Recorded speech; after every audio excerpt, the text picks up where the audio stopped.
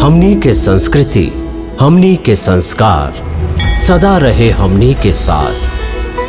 भारत के महान ग्रंथ और काव्य सब के संपूर्ण संकलन सब्सक्राइब करें तिलक।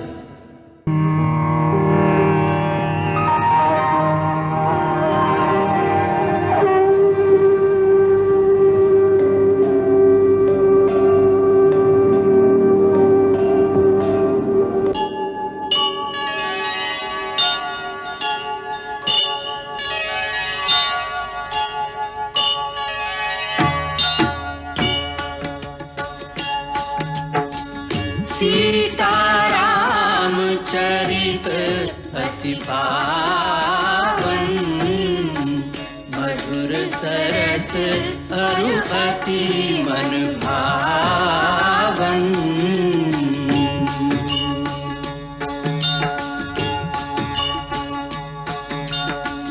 पुनि पुनि कितने हो सुने सुनाए, की प्यास बुझत न बुझाए।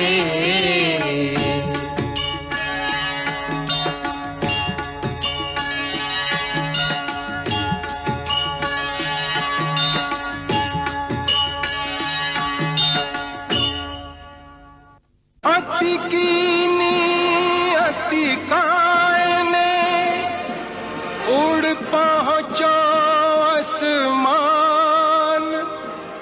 तब लक्ष्मण को गगन में ले गए श्री हनुमान।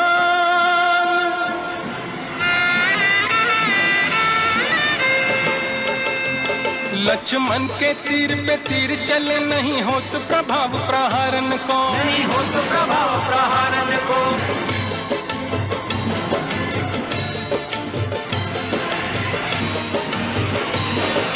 लक्ष्मण के तीर पे तीर चले, नहीं होत प्रभाव प्रहारन को, नहीं होत प्रभाव प्रहारन को। यह रावण को सुत वीर महाबली, तीरन से नहीं हारन को, तीरन से नहीं हारन को। अब सूझत नहीं उपाय कोई, अतिकाय किकाय विदारन को, अतिकाय किकाय विदारन को। हे वायुदेव, आप जाके लक्ष्मण के अतिकाय के वध के गुप्त उपाय बताएं। उपाय करो खल मारन को।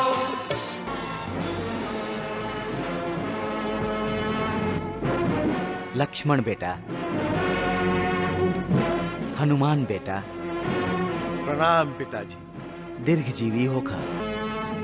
सौमित्र ब्रह्मा जी से प्राप्त दिव्य कवच अतिकाय के सुरक्षा कर रहल बा। तुम्हारी शक्ति बाण से यह कवच के भेदन ना हो सकेला। ऐसे तू इस समय ब्रह्मास्त्र के प्रयोग कर। खाली ब्रह्मास्त्र से ही महाबली अतिकाय के वध हो सकेला।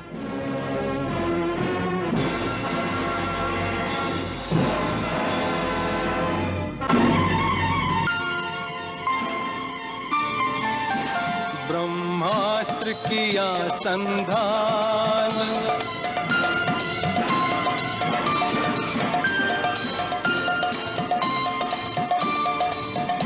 लक्ष्मण ने मारा बाण।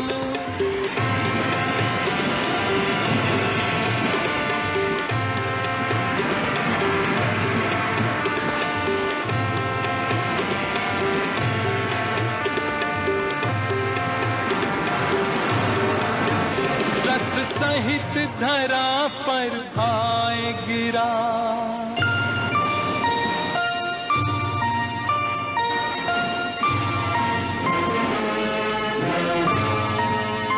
अतिकाय ने तज दिए कान, अतिकाय ने तज दिए कान।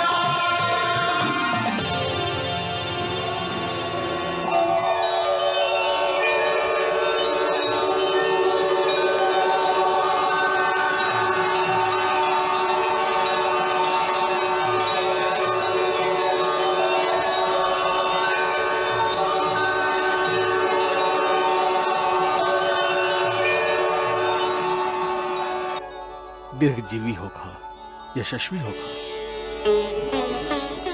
महाराज विभीषण, आप बेकार चिंता करत रहली। आप हमार लक्ष्मण के शौर्य और पराक्रम देख ली। भैया एकरा में हमार कुछ भी नहीं थे, ये आपके आशीर्वाद के प्रताप है। आप ही जानत हैं, फिर भी हमार उत्साह बढ़ावे खातिर आप हमार प्रशंसा कर रहा हैं। ना लक्ष्मण भैया, अतिकाय के वध कईल इतना आसान ना रहे। ई काम तोरा जैसन वीर और पराक्रमी के द्वारा ही संभव हो सकत रहे। बाकी आगे चल के और भी कठिन परीक्षा के समय आई। हम कड़ा से कड़ा परीक्षा से ना डराइला विभीषण जी। आज युद्ध भूमि में रावण के 4 बेटा और बड़का बड़का महाबली सेना नायकन के शव दूर में पड़ल बा।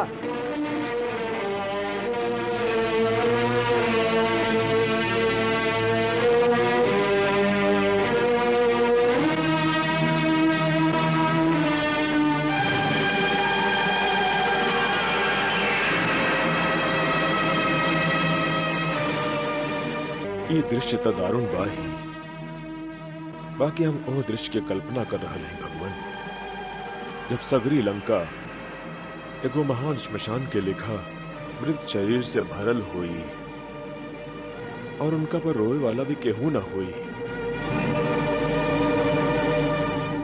प्रभु, युद्ध के परिणाम कितना भयानक होखेला। लड़े वालन के संगे उनकर संस्कृति के भी विनाश हो जाला।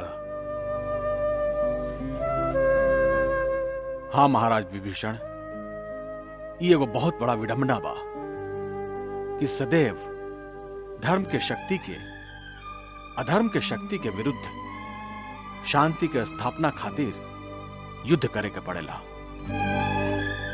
साच त ई बा कि मानव के सबसे बड़ा शत्रु स्वयं युद्ध बा। मानव संस्कृति के पूर्ण विजय तब हुई जब संसार में सत्य और न्याय के विजय खातिर मानव के युद्ध की आवश्यकता ही ना हुई।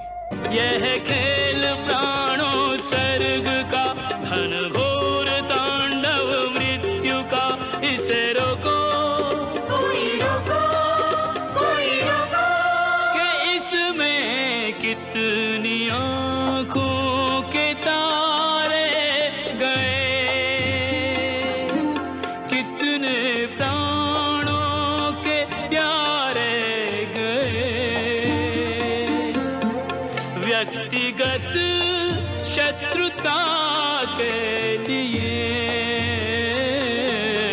कितने निर्दोष मारे गए, कितने निर्दोष मारे गए।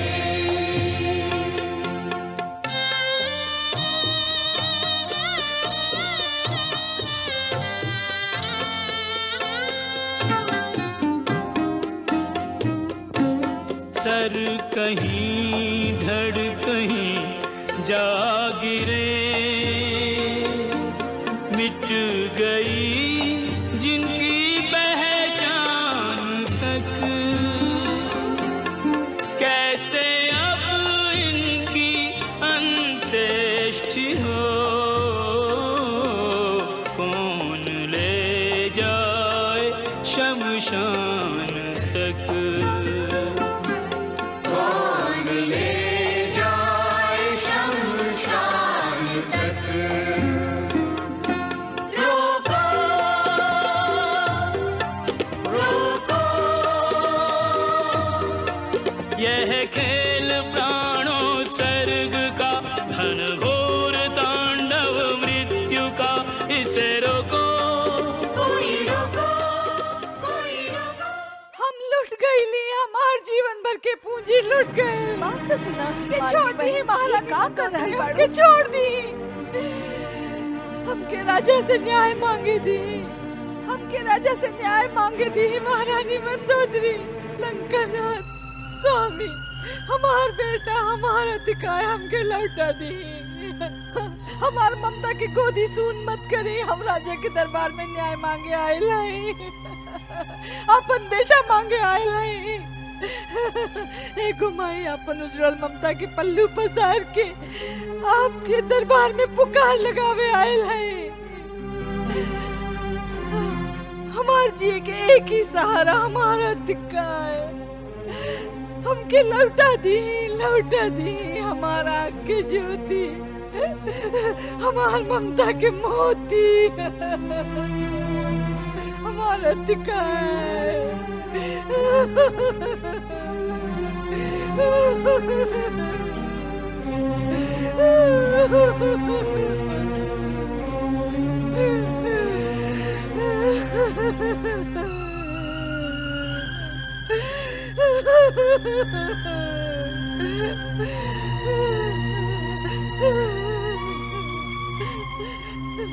रानी, धान्य मालिनी, धीरज से काम ला। अतिकाय हमार भी बेटा रहे। आप यदि ऐसन समझती तो ओकरा अपन काम वासना के वेदी पर बलि न चढ़ा देती। हाँ महाराज, अपन वासना के मद में शायद आपके इतना भी भान न रहल कि एक एक करके आप अपन सभी बेटन के आहुति दे देली।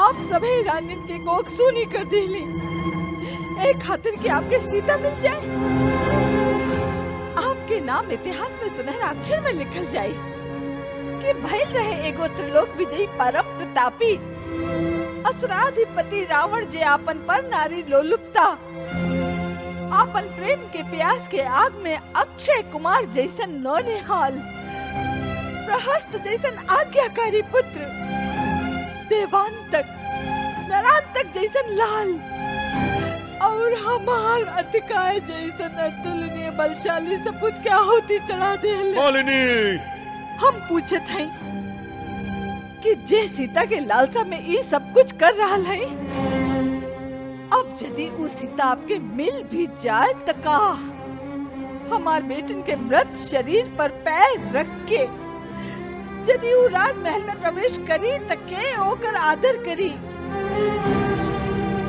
और आप भी अपन प्रजा के का मुंह दिखाए महाराज।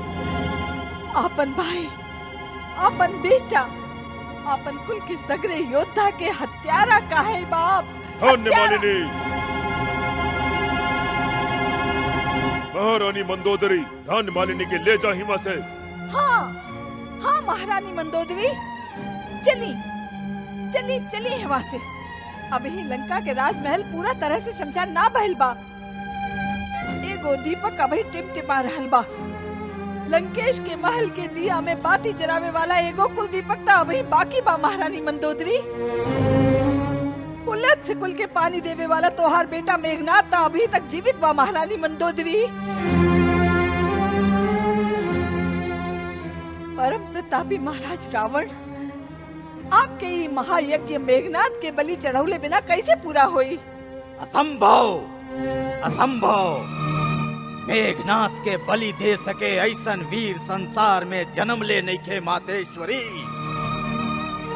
ए धरती पर, धरती के नीचे पाताल में या धरती के ऊपर आकाश में स्थित देवलोक में भी ऐसन बलशाली एक भी नहीं खे माई।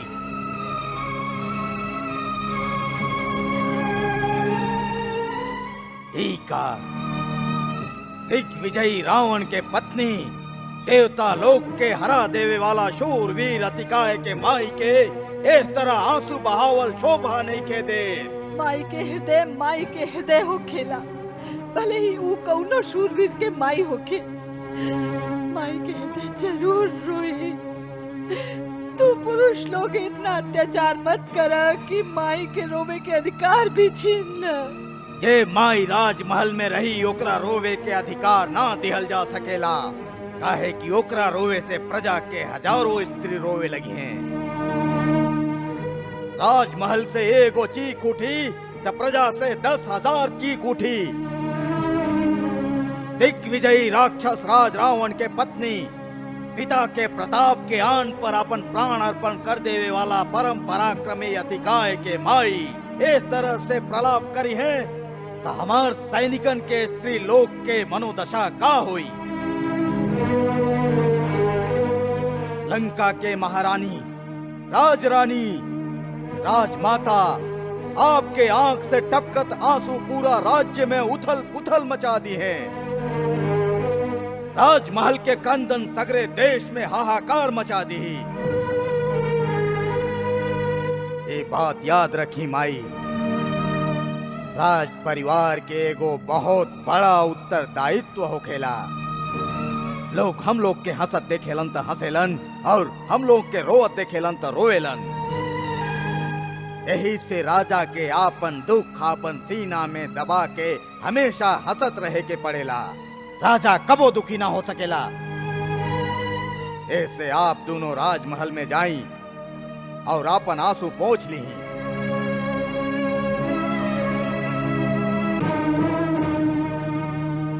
बेटा, पुरुष के पत्थर मन की जगह पर माई के ममता के कोमल मन होखत, तब पुत्र शोक में छटपटात माई के आंसू बहावे के अधिकार कबो ना चिंता।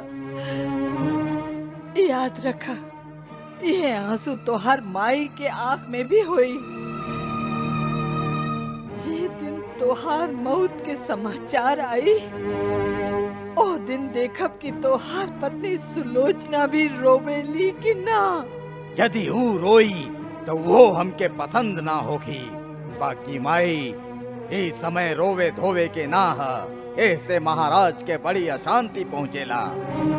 ऐसे सगरे परिवार के सगरी सेना के एक ही कर्तव्य है कि महाराज के मनोबल के कमजोर ना होके देश। युद्ध आरंभ हो चुकल बा। अभी कोनो व्यक्ति के प्रश्न ना रहल। राक्षस जाति के गौरव और देश के मान अपमान के प्रश्न बन गइल बा।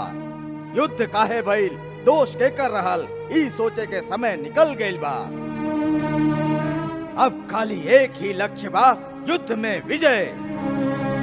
उचित और अनुचित के निर्णय खाली हार और जीत से होखेला।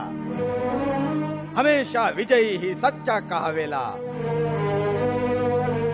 मातेश्वरी, छोटकी माई के संगे ले जाई और उनका समझाई कि आज महाराज के साथ देवे के समय बा, उनका शांत करे के ना।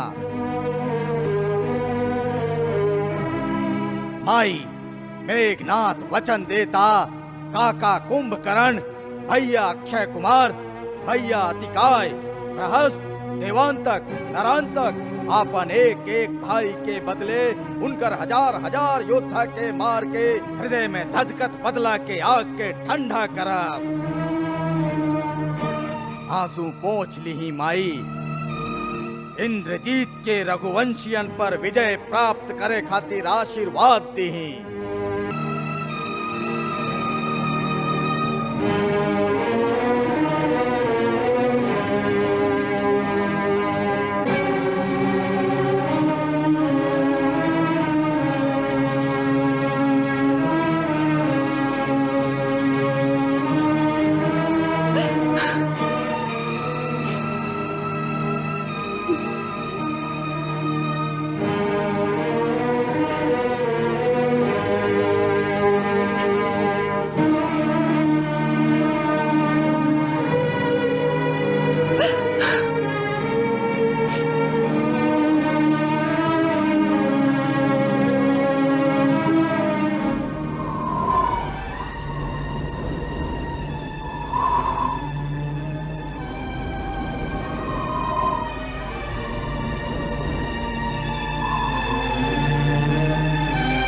आज लंका में चारों ओर घोर शांति छाइल बा।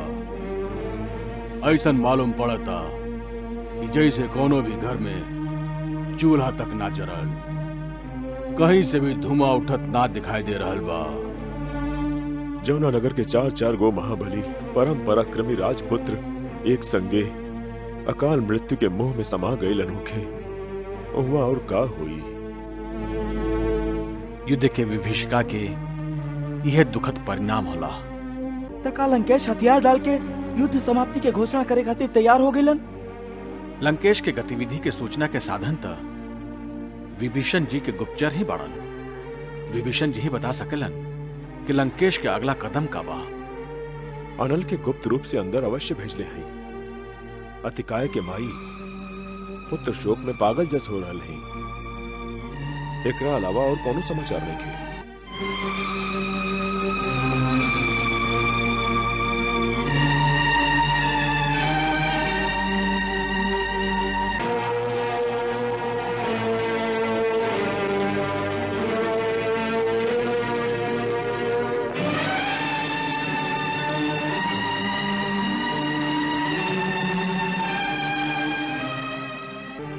एह तरह गंभीर चिंता में काहे खो गईली पिताजी। जब से हम रणभूमि में जाए के निश्चय कैले हैं, आप गहरा सोच में पड़ गए हैं। बात काबा महाराज, आप हमेशा हमार रणभूमि में जाए से असमंजस में पड़ जाइले। ई कौना कारण? पुत्र मोहवश या आपके हमार रण कौशल पर संदेह बा? संदेह? तोहरा पर संदेह? इंद्र के वज्र के भी मामूली कंकड़ के लेखा प्रभावहीन कर देवे वाला इंद्रजीत पर संदेह? देवासुर संग्राम में अपन पिता के पराजय के अपन पराक्रम से विजय में बदल देवे वाला पुत्र पर हम संदेह कैसे करब बेटा? तब फिर अभी ले आप हमके कूच करे के आदेश काहे ना देहली महाराज? इंद्रजीत, तू लंका के सबसे मजबूत दीवार बाड़ा। लंका के गढ़ के नींव तोहरे आधार पर टिकल बा। अंत तक तोहार सुरक्षा कई जरूरी बा। आदि देव तोहार रक्षा करे। यदि तोहरा कुछ हो गई बेटा तो लंका अनाथ हो जाई। अनाथ? आपके रहते लंका कैसे अनाथ हो सकेले पिताजी? बाकी हमरे रहते यदि लंकेश्वर के मान भंग भइल, लंकानाथ के प्रतिष्ठा के अगर रक्षा ना हो सकल, त हमरा जैसन प्राचीर के गढ़ के ऐसन परकोटा के का लाभ? लाभ और हानि के हिसाब हम तोहके कैसे समझाई बेटा? अनमोल से अनमोल रतन भी अपन मोल स्वयं न जानेला। आज खाली लंकेश्वर के ही ना, पूरा लंका के प्रतिष्ठा दांव पर लागल बा। सगरे असुर जाति के आन के सवाल बा और ओकरा बचावे खातिर आप और हम खाली दोनों ही बचल हैं और हम दोनों में से केहू एक के ही जाए के बा। मंगल भवन अमंगल हारी, प्रभु सुदशरथ अजिर बिहारी।